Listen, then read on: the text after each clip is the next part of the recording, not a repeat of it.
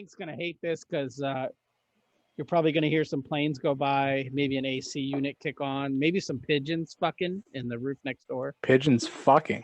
Yeah, the apartment right behind me, if you can see it, is infested with pigeons on the roof. So, and I assume all pigeons do is fuck, because what else is there to do if you're a pigeon? The only thing I know of pigeons is shitting on things. Yeah, they also Well, mate like for we do. they also mate for life. Pigeons? Yep, Okay. because I googled it a couple weeks ago. Oh, Because one of them was acting strange, like one of them was just like kind of moping around, had his head down, didn't really know what to do. I'm like, why is that bitch all sad? And it's probably because his mate died. But I wanted him to die as well. I want all pigeons to die. yeah. Maybe maybe he's dead now. I mean, if it was a couple of weeks ago, maybe he Yeah, just maybe. sat down in the middle of the street. Yeah, I don't know the lifespan of a pigeon, but I wish it was shorter. Whatever it is, I want it to be 10 times shorter. Go see his girl in pigeon heaven. That's right. This is episode 207. I'm not even giving you a chance to do small talk. It's episode 207 of the Illustrious Gentleman, but the whole episode's going to be small talk, so it's fine. Go to tigshow.com for all your needs. I'm not going to do the whole intro. Tigshow.com has everything you need. Yeah, go there. You know, I was thinking a minute ago, if you see an infant and you're like, hey baby, and you're playing with it and calling it a baby, right? And then you have your partner in life and you call them baby, it's two different meanings of baby. No one ever confuses those two meanings. Right. English is stupid. Right. But why if I said, hey baby, to you when I see you, is that weird? Couldn't it just be another meaning of the word? I guess it could be, well, you're inventing a meaning for the word that isn't socially, acceptable or yeah. But that's fine. Who's to say you can't? Not me. I think I'm going to start doing it. But also, it does beg the question. At some point, some grown man started calling, for the first time ever, started calling his wife baby. Right. And so what and came first? Did she call him daddy first, or did he call her baby first? Right. There was no bounce back to that. There was no fight back to it. So it just became normal. Yeah. Yeah. Cool. Anyways, what do you? I just ripped off my wine cork like a pirate. I saw. Because I'm holding my mic. Did you spit it? I wasn't paying attention. No, I took it out of my mouth like a gentleman. Oh, weak. What are you drinking tonight? Fucked it up. Yeah. The thing I was excited about a couple of weeks ago. Yeah, I went to Total Wine last week, and I assumed I could get it in a sampler size, like a small bottle, and they didn't have that, and I didn't want to pay $20 or whatever for a bottle. Or $15. Okay. Yeah. Okay. So whatever. I got the can. Oh, yeah. They did not have that at my Total Wine. It's funny. Yeah. Barrel House Red Blend. I don't know anything about it beyond this. It's got like a paragraph on the side, but that's ridiculous. 13.2 California red wine. Blah blah blah blah blah. Anyway, it's like I said, it's a red blend. Barrel House, though, it's aged in bourbon-y things. I guess I am going to read the thing. So just hang tight for a sec. The life of an oak barrel is a journey. For our barrels, the journey begins with expert craftsmen that select the finest trees in an American oak forest to char and shape into barrels, not in that order. From here, the barrels travel to the Midwest before continuing on to our California cellar, where a portion of our red blend is aged for 3 months in bourbon barrels. Yeah, they don't know nothing about nothing. So, obviously the strapping lumberjack is going to cut down the tree and send it to the strapping cooper was going to shape those planks into a barrel. Is that what a woodworker who is That's called a cooper? A cooper is a barrel maker. Wow. Yeah. Okay. Yeah. So they're going to char and shape them. That's not how it works. You make the barrel, then you light it on fire to get the charring, and then you put the shit in it. It doesn't say what they're using. It just says the barrels travel to the Midwest before continuing to the California cellar. I don't know what they're using. That makes a difference. Are you Midwest using wild turkey barrels? Or are you using Midwest might imply like Kansas City tin bourbon. cup barrels? Yeah. Yeah. Where's this coming from? There's that giant, I forget the name of it. There's that giant spirits maker in Indiana that a lot of younger distilleries source their whiskey from before they get their own shit, because that's a 4 to 6 to 8-year-old process before you get anything out on shelves. I don't know, could be from there. Who the fuck knows, man? I guess I could have looked any of this up, but it's not what we do on this show. Well, if they were proud of it, it would say it on the can. Yeah, if they were partnering with anybody, a selling point would be,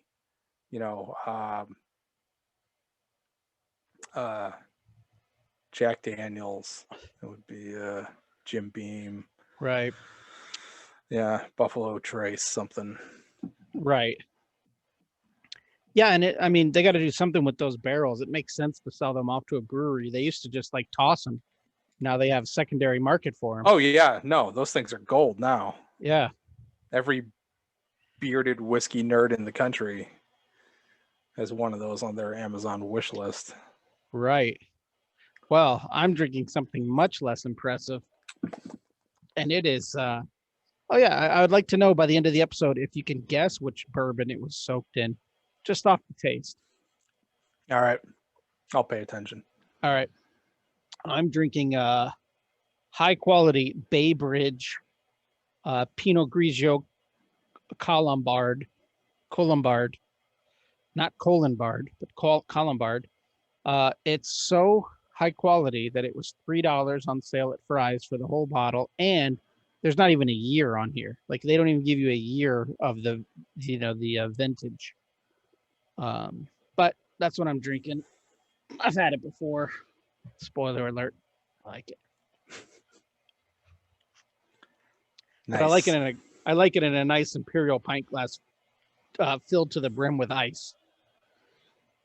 So it almost becomes like a wine cooler at this point, or I don't know.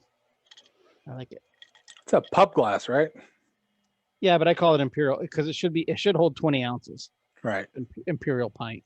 But yeah, pub glass, I guess, whatever you want to call it.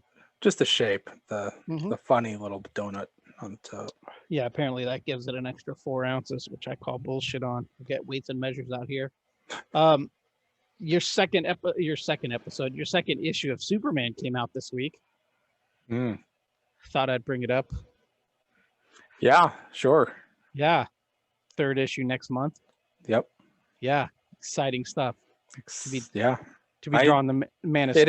It is. I sit here and I take the tone and the cadence of like, yeah, whatever.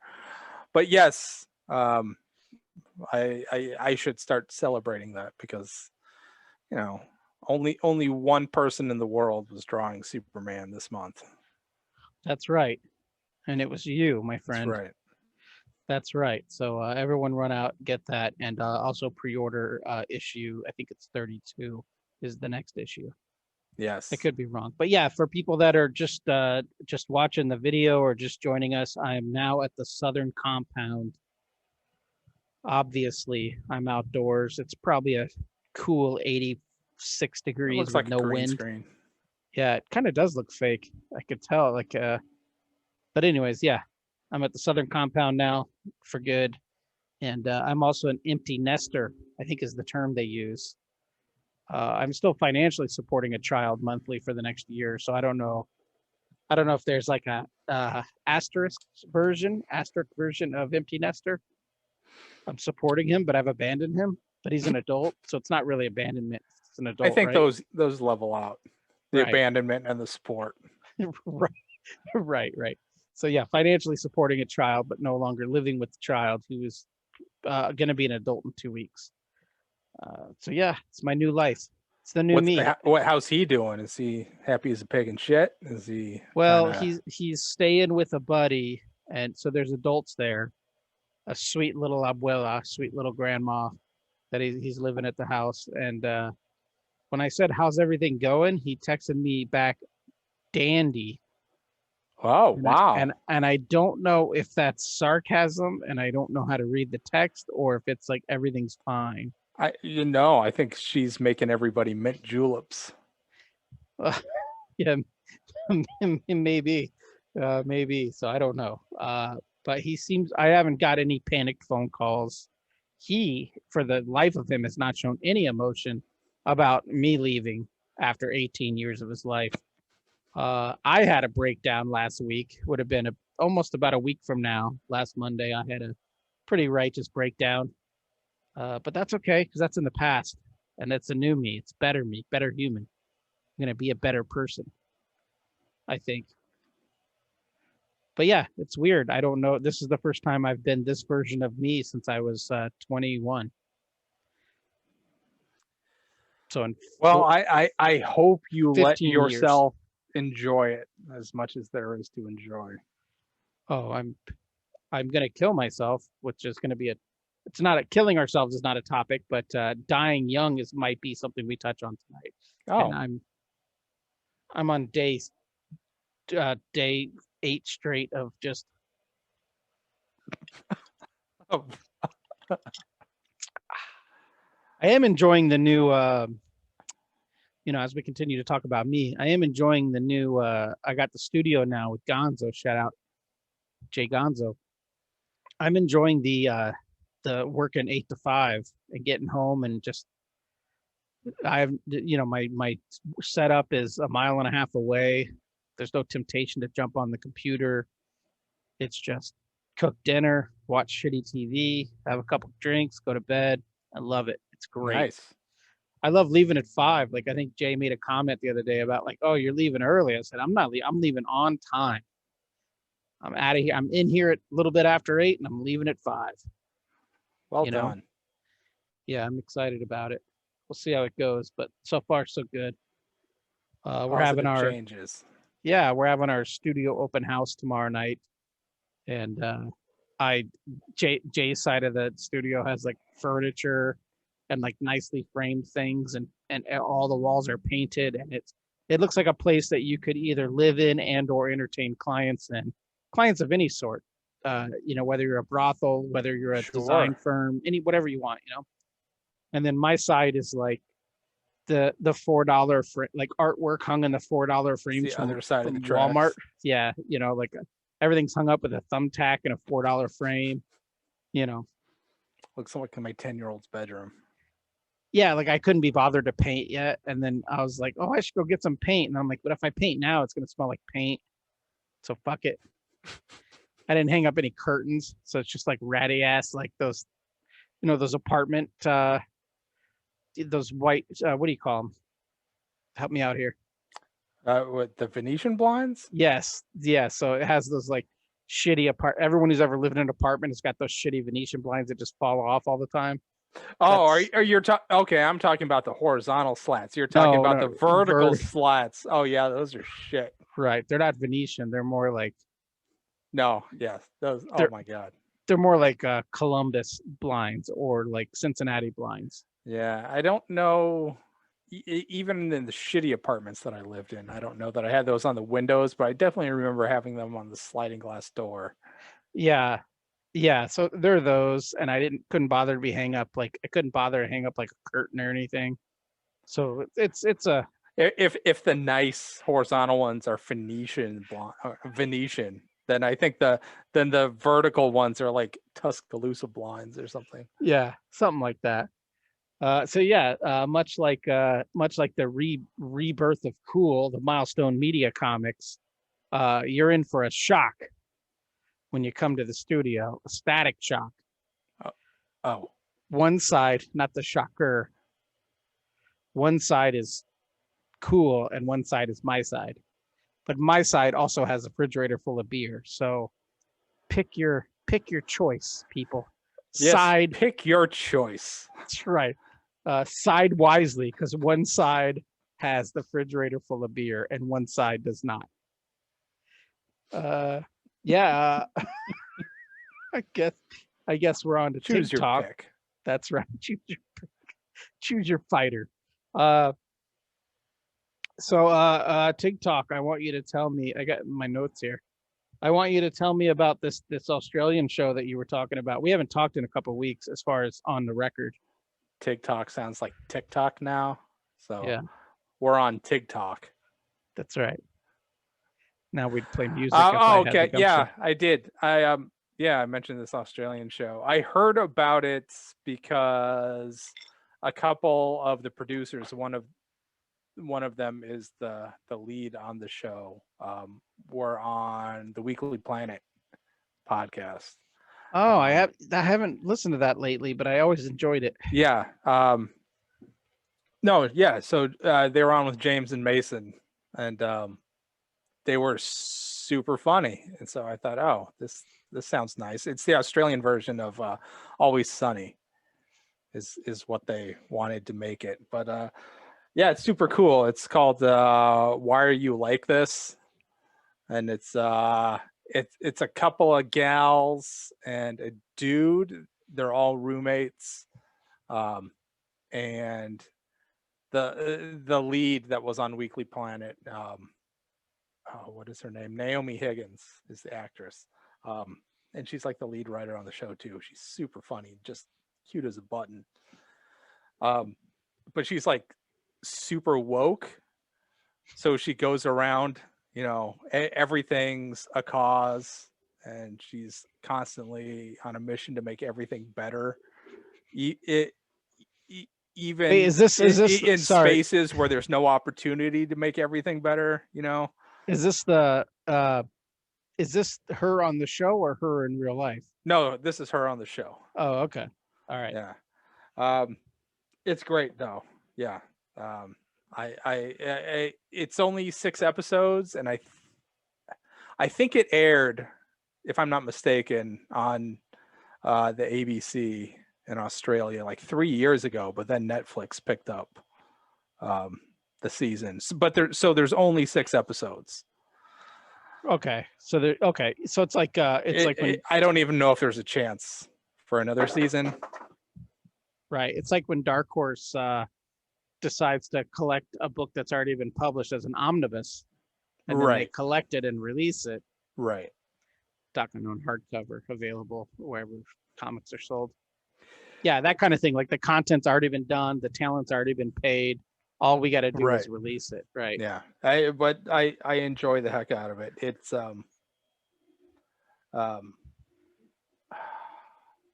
it's a great title.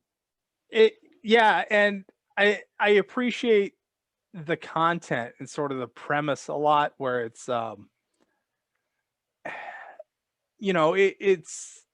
it's a show about super libs by super libs, so they're not afraid to poke fun at themselves. Right. So it highlights the absurdity of being super liberal. Right.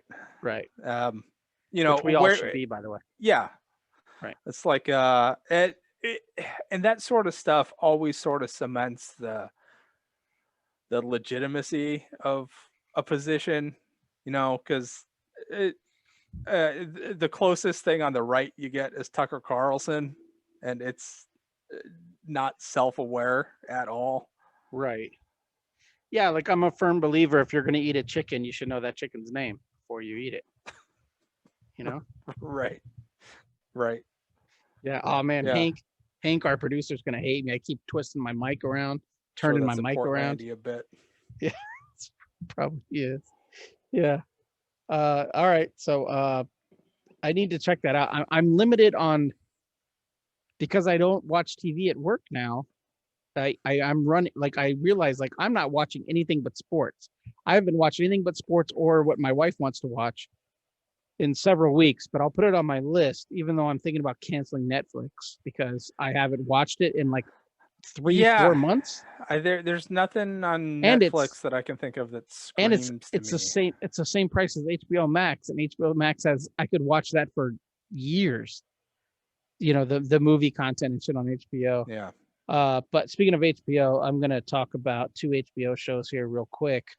I don't know about you because you're like 6 years younger than me, so maybe you didn't get a boner for Kate Winslet when you were like 20. I got a boner for Titanic Kate Winslet. Okay. Well, so Yeah, that's gross. that's the worst version of Kate Winslet, but not worst. That's a terrible way to say it. She's more charming and more attractive in many other things. But anyways, I realized I just downplayed her as an actress by using the term boner. I apologize. Yeah, But Naomi but Higgins would not approve of this. no, I'm sorry. I'm sorry, Naomi. Sorry, Naomi. Naomi. I don't want to offend her.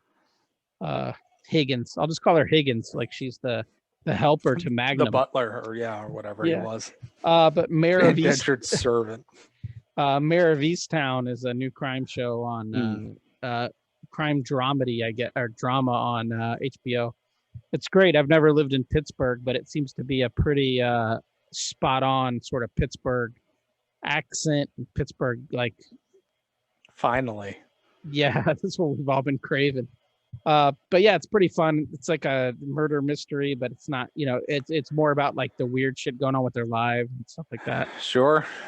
Yeah, it's great. If you like character driven shows, this is a great one. Because it's just little storytelling aspects, like Jean Smart plays her mom. So like little things Jean Smart will do, or little things that they'll do together that they interact. She's got a new series on HBO, I think. Yeah, I saw the poster for it. This is the opposite of that. In Mayor of Easttown, Jean Smart plays an old grandmother. But yeah, it's great. Like, she's I don't think this is being disrespectful. I think she's supposed to be like like kind of a frumpy, like a 45-year-old woman who is like just now dating again. Like the male love interest is Guy Pearce, but even they even aged up. They even aged up Guy Pearce a little bit. Like he's got long hair and it's super gray and they're just old, but they fuck. It's cool, man, because we all do it. But yeah, it's interesting. I really enjoy it. It's not a bummer like the current season of Handmaid's Tale, but we're not going to talk about that because every season of Handmaid's Tale is a bummer. Only the current season's a bummer. Boy, that took a turn. But I do want to give a shout out to the Danny McBride comedies that are on HBO. So if you've never seen Eastbound and Down, watch it. Watch Vice Principals, which is slightly less funny than Eastbound and Down. And what's the new one? The new one we just started last night was Righteous Gemstones, where they basically play like a Jimmy Baker type family, like they're a family of rich evangelists. We're only 2 episodes in. It's not as funny as Eastbound and Down, which I think might be one of the funniest shows ever. But it's already kind of funnier than Vice Principals, but it's all the same crew. They do these shows. It's all the same group of dudes. And the best part about it is in Righteous Gemstones, Danny McBride has like kind of like a fro and like these gray sideburns, and he's a little overweight and just kind of sweaty all the time like me. And so last night I was Googling the cast to find out like who is this person in the cast. And I found out Danny McBride is a year younger than me. I told my wife that. It's like, hey, look, I might have a bald spot and I might have issues, but that dude's a year younger than me. But yeah, I highly recommend all of them. I mean, Vice Principal's only 2 seasons, and they're only half-hour episodes. So if you want to watch both seasons of Vice Principals, it's occupying 8 hours of your life. Righteous Gemstones are like 35-minute episodes. You made a face when I said I thought Eastbound and Down was one of the funniest shows ever. It's pretty funny. I think that show has the line, "You smell like a bag of assholes," which might be one of the funniest things I've ever heard in my life. Yeah. What was it? There's another show.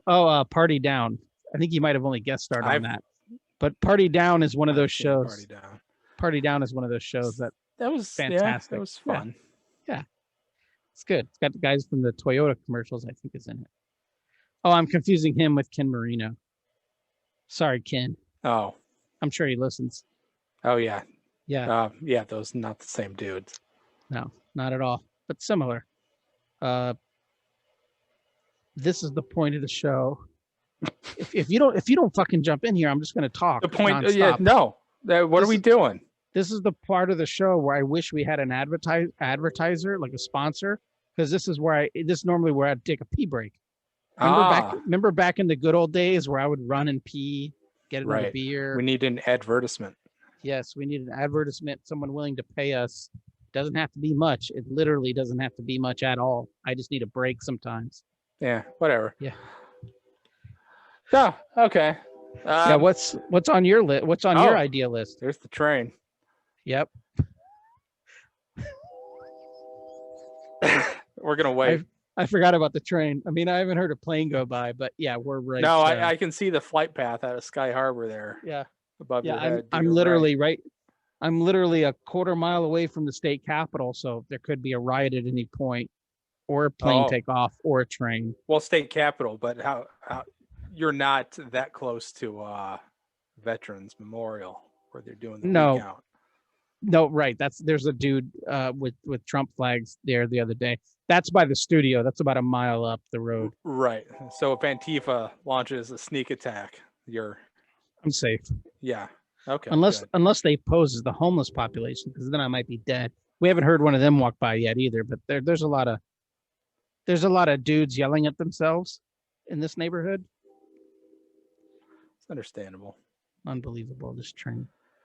I mean, I sent a letter to the state port authority, and I said, "Hey, I'm recording. You know what happened? You got on late." So they're probably like, "We delayed everything by 15 minutes, Ryan. That's all we could do." I appreciate it. Yeah. They should advertise. Those bitches. Yeah, they should be sponsored. Okay, I'm gonna throw another show out there. Thank God. That I watched this week. That Truth Seekers on Amazon. I found out it only got the one season, so that too is a dead show. Okay. Which is a bummer. It ended on a cliffhanger. 8 episodes. Nick Frost and Simon Pegg, their show, and it goes like every Nick Frost, Simon Pegg thing. So it's super clever and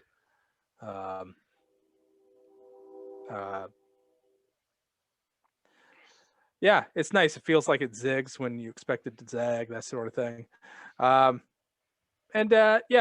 Generally I liked it. Several years ago, I was toying around with the idea of I started chipping at a screenplay about paranormal investigators that like uncover this giant sort of sci-fi conspiracy that wasn't ghost related. Ghosts are actually something else. And this show kind of did exactly the thing that I had wanted to do with that, and did it, and executed it in the way that I would have hoped to. So I'm glad.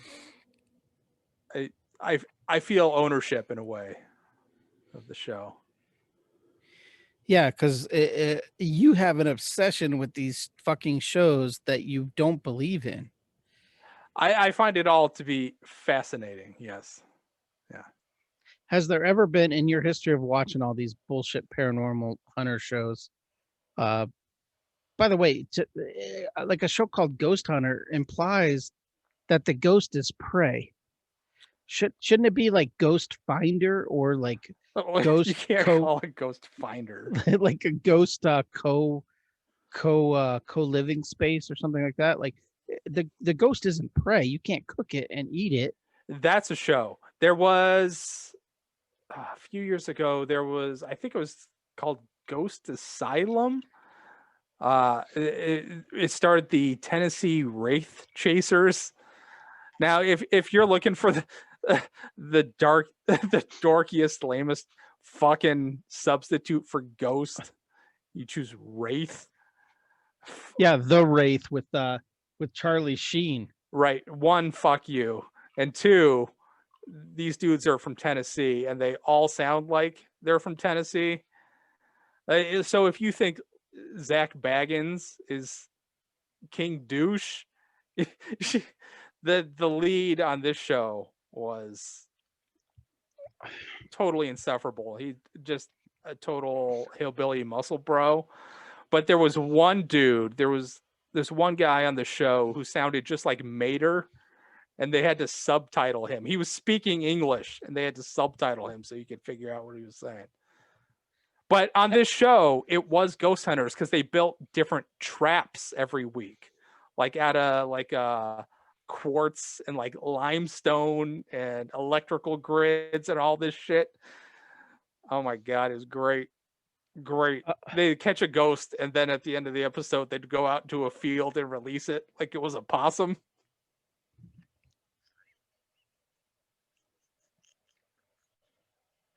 Now, do you think at some point Zak Bagans had a agent who was like, all right, we finally got our first big break here. It might be time to start thinking of a stage name. And Zak Bagans is like, why do I need a stage name? And he's like, your name is Zak Bagans. Like, don't you want to be like Zach McCall or Zach MacGyver? Zach Spector. Zach Selleck, something. And he's like, no, my dad's name is Baggins. Yeah. His dad's name was Baggins. Yeah. We're He's Baggins to the Zach end. Bagans the fourth. He's probably got a sign outside of his house that calls it Baggins is. Dude he has leveraged his whole thing into a pretty healthy celebrity. He owns that museum of haunted shit in Las Vegas. Is that what it's called? I don't believe it's called that. Oh man! But if it was called that, I would go there. I think the entrance, like the ticket booth, is like a Zoltar machine of himself, where you get tickets from him. Fuck yeah, that's nice. Yeah, I like that. I just wish to be big. Yeah, I was gonna say you want to go to the Zak Bagans' ticket machine, and then you become Little Scott. Yeah, I want to. Yeah, I'm gonna wish to be swole like Zak Bagans. Baggins is now. Is he the dude that does the aliens? It's not aliens meme. Is that Zak Bagans? No, I don't know that guy's name. No, that dude's from the History Channel, Ancient Aliens. He's on that. So I don't know what Zak. Can you describe what a Zak Bagans looks like to me? You can see him in your mind, right? I don't know what this guy looks like at all. No, he's always got the paint me a picture, buddy. Okay, so dude's jacked, right? Okay. He's Jack like The Rock or Jack like Mark Wahlberg? Like skinny jacked or huge jacked? No, he's or good huge jacked. Jackman. He's like Greg Capullo jacked. Okay, like old man jacked, like middle-aged man jacked. No, he's a younger guy. He's probably younger than me. I guess what I'm saying. I would imagine. Well, I don't know. Maybe he's not. Is he swole or is he cut? Ooh. Zachy Poo's. I'm gonna say he's cut. Okay, so I'm picturing the body of Mark Wahlberg. Yeah. So he's got this aesthetic, this style where he wears the tight black t-shirt, right? Because he's hunting he's ghosts. pumping. Yeah. He's got he's got like jet black hair and a stupid Blink 182 spiky sort of haircut where he gels it up. And he's got the thick black glasses. Right. So he's a dark-haired, jacked Buddy Holly. Yeah, but he wears the stupid oversized Buddy Holly glasses. Meets Guy Fieri. So he's like Guy Fieri, jacked. And your initial thought would be those are so stupid. They need those glasses. But apparently he actually wears glasses. But he didn't before he had his first paranormal experience in his apartment in Detroit. Holy shit. And he got haunted so hard it fucked up his vision. Holy shit. Ghosts took away his 20/20 vision. Yeah. You know, my eyesight's starting to go downhill for the first time in my life. I wonder if I was visited by a spirit. I would say more than likely. All right. That's the first thing the optometrist asks you. Right. Were you recently visited by a spirit? So does he wraith? Is he rocking the tight V-neck black shirt or a regular crew neck shirt? I'm trying to see it in my head. I think it's a crew neck because he wears a gold chain. My next question was gonna be how much jewelry does he have around his neck? And then he wears those stupid like. Does he have a pinky ring or a giant ring? I don't know anything about clothing, so the only way I can describe it is like denim parachute cargo pants. Oh, I wear They look like Kevin Smith shorts, except they go down to his ankles. Oh, but they don't clench at the ankle? They're not joggers? No. And he's got the wallet chain. Are you fucking kidding me? So he's wearing Junko jeans like he follows Insane. Yeah, with the fancy stylish stitching. Okay. So he's an Insane Clown Posse fan. Yeah. He still wears a chain wallet. Anyway, why am I doing this? Just go. So he's like go Google Zak Bagans. Y'all know who he is. He's like the bassist from Sugar Ray. Yes. Or anyone from 311 yeah, or Sublime. Yeah. Yes. Okay. Yes, he's holding on to that. Is he Zach with a C or Zach with a K? With a K, 1K. No right, because if he had two Ks, he'd probably be related to Zach Wilde with a WYLDE. Okay. I have no interest in. Whatever. I have no interest. Why are we talking about this? I have no interest in watching anything about this motherfucker. Oh, because you were talking about the Simon Pegg show. Oh, right. Right. Anyway. Fuck that, dude. Let's get into you want to jump into something a little more uplifting? Uplifting. You're right. Okay. I don't know if it could be more interesting. Comic creators are dying left and right this last week. So we lost, and I say we as a community, even though I didn't know either of these dudes. But you know what? I do have a Twitter DM conversation saved with John Paul Leon because I wanted to bring him out to Acme. And he was like, no, I'm not interested in flying across the country for a one-day show. I got a family. Apparently at this point he had cancer as well. Just nobody knew it, or, it wasn't public. It wasn't known. Right. But yeah, we lost literally one of the best current dudes. Unbelievable. A couple of years ago for Christmas. So my family does this thing, like we don't, so some families, I guess, I don't know if this is normal, but one side of my family, my wife's family, is one person gets one person and you spend all your Christmas money on that one person. So that one person gets a bunch of gifts from one person rather than a bunch of little gifts from 7 or 8 people. But on my side of the family, it's like, hey, send us your one big gift you want. And then, we'll get you little shit like calendars and shit like that. And maybe like 3 years ago, I found a John Paul Leon page from the Further Adventures of Cyclops and Phoenix, which I've never read that comic, but it was only like $125. And that's what I put on my Christmas list. And when I was unwrapping it, I mean, you know what it is. You're unwrapping something that's 12 by 18 or 11 by 17. And I was so excited, even unwrapping it. I was like looking at everybody. I was like, I know what this is. I'm so pumped. And I remember my mom or somebody commenting like, I hope that's what you wanted because that shit was expensive. And I'm like, this ain't expensive for, if I wanted to get a Winterman page by him, or, God forbid a fucking Shadow Cabinet page by him or something like that. Like this was the only page I could find that was in that price range. But like I cherish it. I mean, it's wherever I hang it up, it's that and a Ron Garney Captain America page are like my 2 premium pages. I mean, they're surrounded by Scott Godlewski pages, but and if it could get worse, not that it could, but if it could get worse, John Paul was only like 3.5 years older than me, which, oh fuck, man, it's tough. He was so good and he influenced so many dudes, and and it's sad because apparently he, from what I saw, which again is on Twitter, which I didn't verify, but apparently he had cancer for the last like 14 years. Like Yikes. He just was just battling it, and then finally got too much. But super sad, super great artist, super unique kind of guy. There's not a lot of guys who draw like that right now because now it's all James Heron type guys, super energy, super big, super bold kind of guys. Yeah, I can see that. But he's kind of like a Toth guy, so maybe like a Paul Azaceta has a very JPL kind Sure. of style. Certain books, Evan Shaner had that kind of style. But yeah, Tommy Lee Edwards. Yeah. yes, yeah, that's a good one. And they were in a studio together. I have a sketchbook in my studio currently, humble brag.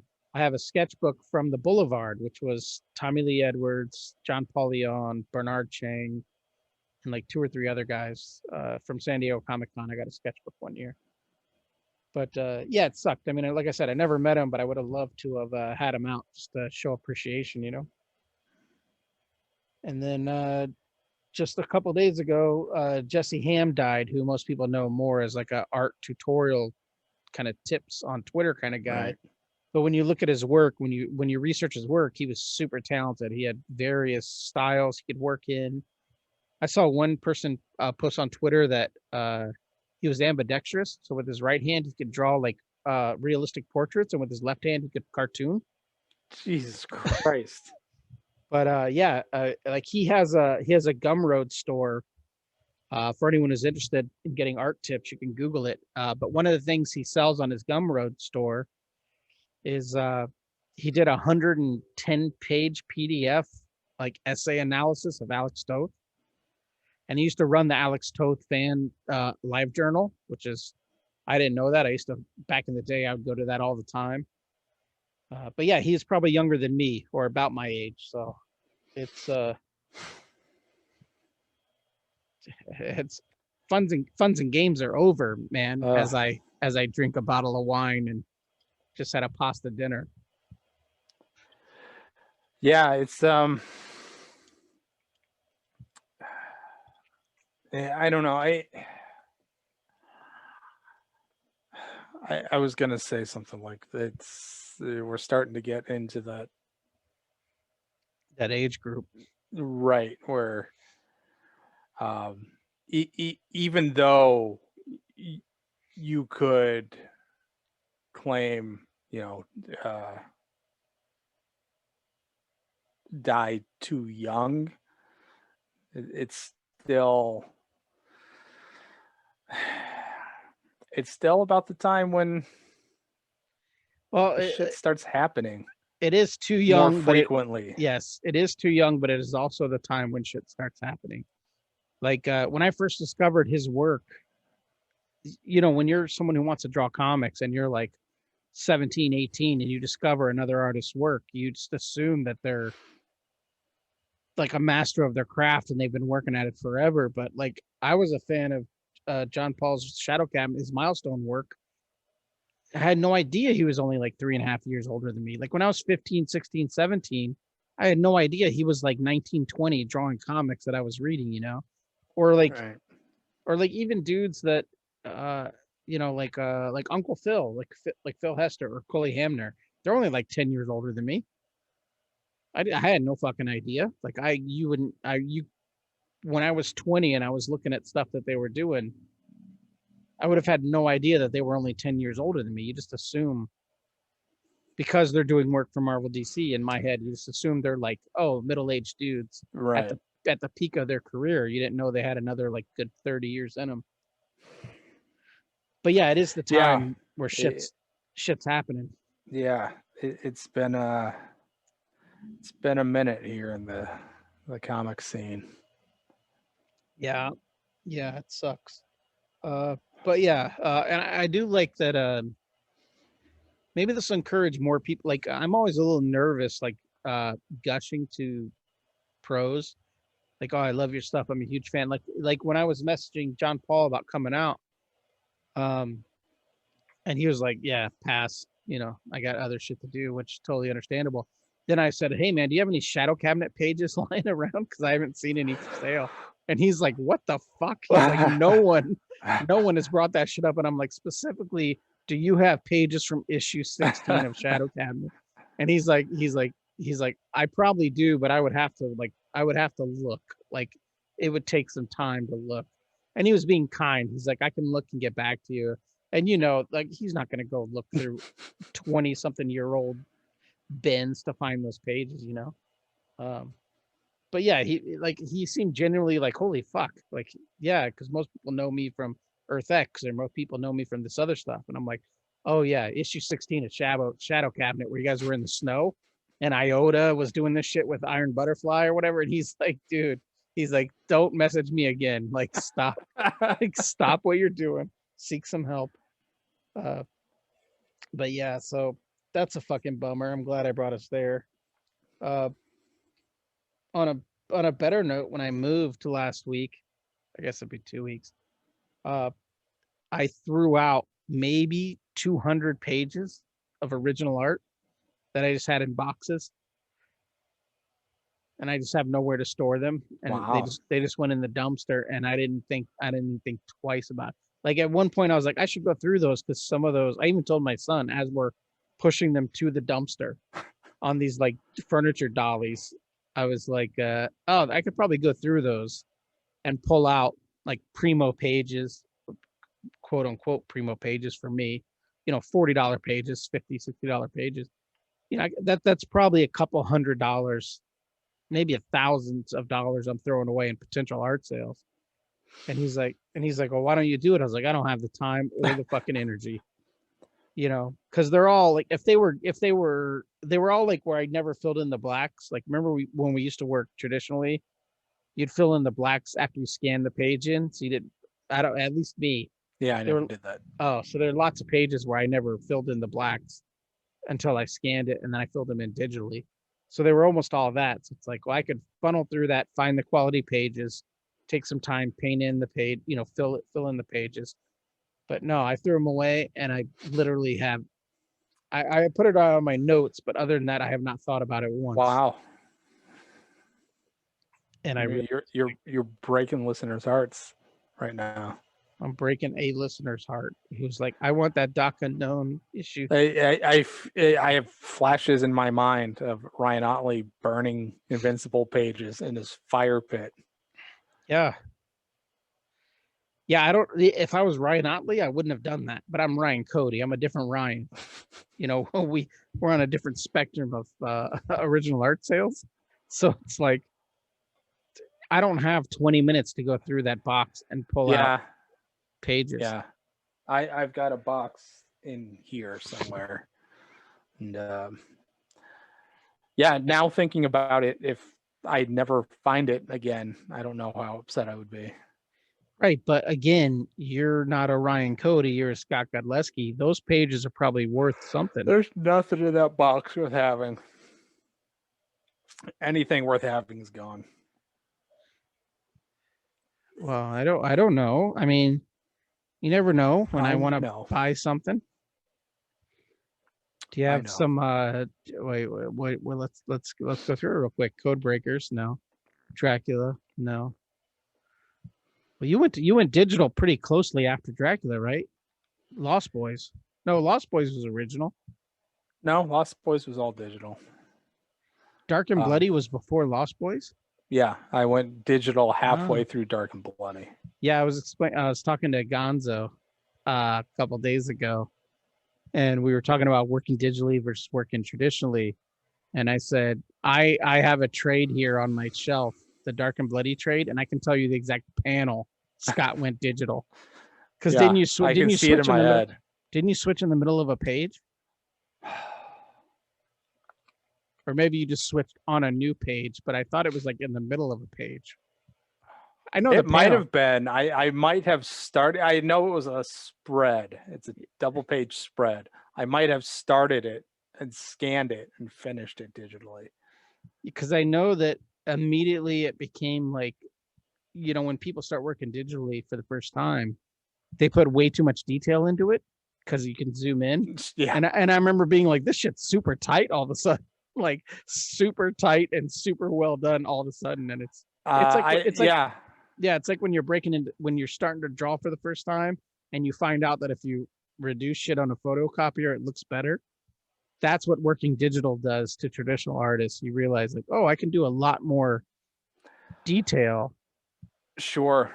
Yeah. I guess depending on your brushes, once you get in there, I feel like pretty quickly you can tell you're in too close when you can see the pixels on your lines.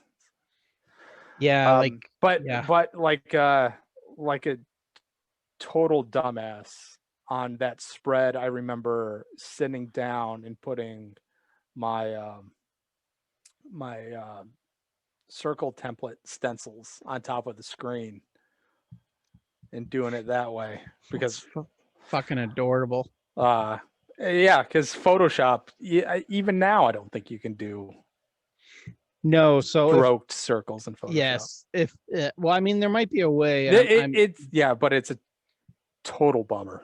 Yeah, like the way that I have to do circles and ellipsis in Photoshop is, I create the general shape I want, I fill it, I reduce that shape by like 5 pixels and then hit delete, and so it gives me an outline of a circle or an outline of an oval. But it's not as natural as just being able to draw that way or whatever, like, although to be fair, I wasn't breaking out the fucking ellipsis template and shit when I was drawing pages traditionally. Oh yeah, Photoshop can suck it. 3 seconds I can have a Clip Studio ruler on the page and any ellipsis width or whatever that I want. See, I'm never going to learn that shit. I can't stand watching YouTube videos. And so it would essentially, I'd have to wait for you to become an empty nester. And then I would just have to move in with you for a week in that garage. I'll just get a bunk bed or a futon. During the summer. Yeah, I mean, August in Phoenix. I'm not talking about some bullshit. I think I would rather be outside right now. Yeah, it's pretty fucking nice right now. I mean, there's not even a breeze, but it's pretty nice. And we should let listeners know that even though we're both in the Phoenix metropolitan area, we're still probably 20-something miles separated. Oh, yeah. Yeah. Which is hard because Phoenix is a fucking pancake. My arms aren't 20-something miles long, so I can't hug you. It's when you're a kid and you played hide and seek and you hide inside of like a box or a hamper or something, and there's fucking breeze and it's fucked, it's just standing still, and you're just you radiate heat, but it doesn't go anywhere because the outside air is already hot, so it kind of just hangs on you. Yeah, that's what's going on in my garage in May, and I'm anticipating it only getting lovelier. Right. Yeah, it's only going to get better. Yeah, I got to put walls up on my kid's room so I can sit in the house and do this. Your children? Oh, the third room. Yeah, sorry. It's an open office. Super insider. I got to put up drywall and framing, and I got to put a door up and move a light switch and all that stuff. Yeah, super insider info that you and I are the only 2 people that know what we're talking about. But yes, fuck. All right, well let's wrap this up. That sooner than later. Let's wrap this up. I do want to give a shout out for anyone who's listening who did support the Ronan and the Shisa comic that I did through Kickstarter a couple of years ago. I got them from the printer, so they're going in the mail. If you're listening to this and you're a backer, I don't want to lie to you. I want to say it's in the mail, but let's just say it's going to get in the mail the week you listen to this. Right on. And they turned out pretty good. Like there's little glitches because I didn't do everything right. This is the first time I've done a full graphic novel self-published, but the little glitches are kind of what I like about it. Like it's supposed to be kind of that kind of book, like a DIY kind of thing. So it's yeah. What is it called? What do cartoonists kayfabe call the indie books? Come on. Like ash cans? Making me look like an asshole. I don't know. Fuck it. Great content to offer. Cut that out, Hank. Fuck, Hank is giving me the train was bad enough, but there's like moths and shit flying in your camera view. He's doing like the universal, just wrap it up. Yeah, he's like, dude, I heard some noise earlier. Like, fuck you, Hank, Frank, whatever the fuck your name is. You're not going to last long if you can't go with the flow. Yeah. So cool. Pick up. Hank the Frank Hank. Yeah. Give me a couple weeks to get up these books out. And if you didn't support the Kickstarter, I did an overprint, so they'll be available through my website, which let's just say they're available through my social media. Get Superman. I'm totes excited. Scott, please tell me. Well, you penciled the cover that I then butchered, so you should be totes excited.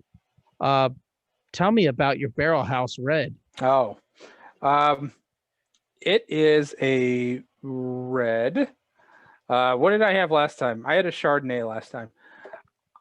I think this is the first red on the show. I think we've only drank white wine up to this point. Well, the Chardonnay is red. I thought Chardonnay was a Chardonnay is white wine. Oh, I don't know. See, I don't know jack shit. We should have a wine person on. Well, now that we're wine and salad guys, we'll have to have a wine guy and a salad guy. We'll have to rename the show. We'll start the sister podcast. Wine and salad. We could call it Whining Salad Guys, so we could just eat like cruciferous salads that are super crunchy and just bitch about things. Which is only different because we'll be eating salad. So my tongue can't pick out what this is, like wine wise. So I don't know if it's a cab. I don't know if it's a other kind. Merlot, sure. Yeah, I don't know what this is. And had the can not told me that this was aged in bourbon barrels, I would not have guessed. I don't get any of that on the tongue. I had bought some bottle a bit ago now. I think it was called Agitator. It was some red that had been aged in bourbon barrels. And I was getting the barrel out of the bottle there. But did you like that? I don't recall now. I think so. I don't know.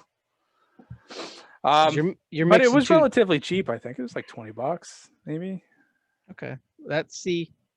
You're relatively cheap and my relatively cheap. I don't know. Is that relatively cheap for a wine? I think that's that's relatively cheap for a bourbon. Well, according to my beautiful and educated wife, if you're going to get a red wine, you can't keep a red in the fridge for several days without it going bad, but a white you can. Okay, after it's opened. Yes. So to me, for me to spend $20 on a bottle that I'm going to kill in one night, it better be good. Even that, but you're getting the bottle. I mean, if you're going to go out and get a cocktail, oh fuck, today's National Cocktail Day. We totally missed the boat on that one. All I can make is a gin and club soda and pink lemonade. That's all I can make right now. Maybe I'll go do that and finish the page I was working on and see how that goes. Yeah, I call did I already talk about this on the podcast where the other day I had champagne and pink lemonade and I called it a Rizzo? Yes. Yes, I already talked about that. Sorry, listener. I remember this. I don't remember if you talked about it on the show, but I remember you telling me. All right. Well, Hank's telling me that I'm getting some popping in my ears, and I don't know if that's I don't know if that's getting picked up on the pod. Let's wrap it. That's a Hank problem, but yeah, let's wrap it up. This is fine. It's fine. Okay. 3. How much was can I ask how much the can was? $4? $5? Okay. So it's like a microbrew. A decent microbrew that you'd get in a can somewhere. Yeah. Yeah, it's fine. Would I do it again? Probably not. There's too many other options out there in the canned and tiny box category. Okay, your BBC box. Well, one option that you can have if you have a Fry's or Kroger in your neighborhood is get any Bay Bridge brand wine. It's $3 a bottle, and it is heaven. I've had the rosé and I've had the Pinot Grigio Colombard. The rosé is heaven. When I say heaven, I'm saying I'm drinking it ice cold over ice. among wine people, are like rosés and moscatos looked down upon? Are those real wines? Fuck them, dude. Ice cold rosé over ice. Fuck them. Okay. This is Anyway, great. whatever. I don't know why I don't know what the Colombard adds, why it's a Pinot Grigio Colombard, but I've had a regular Pinot Grigio and this is a little more buttery. It's almost like a Pinot Chardonnay mix. I don't like A buttery. little smoother. You know, you don't knock it till you try it. This is pretty good though. I'm a big fan. Big fan of the Bay Bridge. So Bay Bridge could totally sponsor this fucking podcast for their $3 bottles of wine. I've been known to knock down more than one Bay Bridge bottle of wine on a Friday night. So shout out to Bay Bridge. I'll give it on our rating system, I'll give the Bay Bridge a 3.5. Okay. And I feel like I can't give it any higher because it's only a $3 bottle of wine. Well, you could. That would speak to the value. But that would be like giving a Natty Light a 4.5. You like what you like, bro. But you know what? By alcohol content for listeners who are just, what do we drink? We're new to drinking. We're 12. Hey, if you're a 12-year-old, a bottle of this is $3 and it's equivalent to a 6-pack of beer. Alcohol content wise, a bottle of wine is equivalent to a 6-pack of Bud Light. And I'll tell you what, this is less than half as expensive. The math checks out. The math checks out. I've done it. Trust Science. Me. All right, Scott, send us packing, buddy. Yeah. Have a lovely evening, everyone. Be excellent to each other. Be kind. Don't die. Jump on the wine and salad bros that we're doing. Yeah. But yeah, episode 4 coming soon. Nobody else die. Love you guys. Bye. Stop it. Stop it.